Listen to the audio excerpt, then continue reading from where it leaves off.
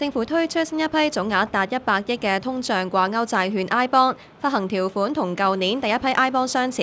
債券年期都係3年，每手最低認購額1萬蚊，每半年派息一次。息率包括浮息同埋定息兩個部分，浮息嘅息率同派息前半年嘅通脹率掛鈎，定息下限係1厘，最後嘅實際息率以較高者派發。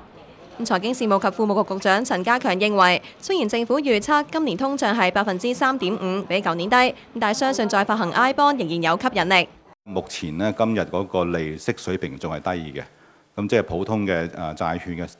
嘅利息係低嘅。咁咧而通脹咧係都係有個水平，有相當嘅水平。咁雖然當然咧，我哋係睇到咧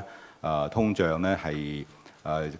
我哋本身對今年嘅通脹嘅預測咧，亦都係比舊年低。咁呢個 I bond 嘅利率同其他投資產品相比咧，我相信做呢個比較之後咧，我哋做呢個 I bond 咧，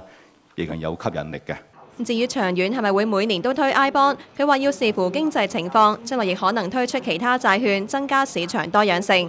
鑑於咧喺舊年嘅利息嘅環境同埋今年利息嘅環境咧都比較偏低咧，我哋覺得咧係喺咁嘅環境之下咧係好難做到一個零售嘅債券嗰個發行。咁所以咧，我哋今年仍然咧係做翻呢個即係 I bond 嘅安排，係俾一個即係通脹掛鈎嘅利息嘅債券。咁我哋係本身嚟講咧，當然以後會點做咧，係有好多考慮點嘅。咁包括當時嘅經濟情況啊、利率水平啊，同埋我哋整個政府嘅債券嘅計劃嗰個進展。新一批 I bond 會喺6月5號至13號俾公眾認購，6月22號發債，6月25號會喺港交所上市。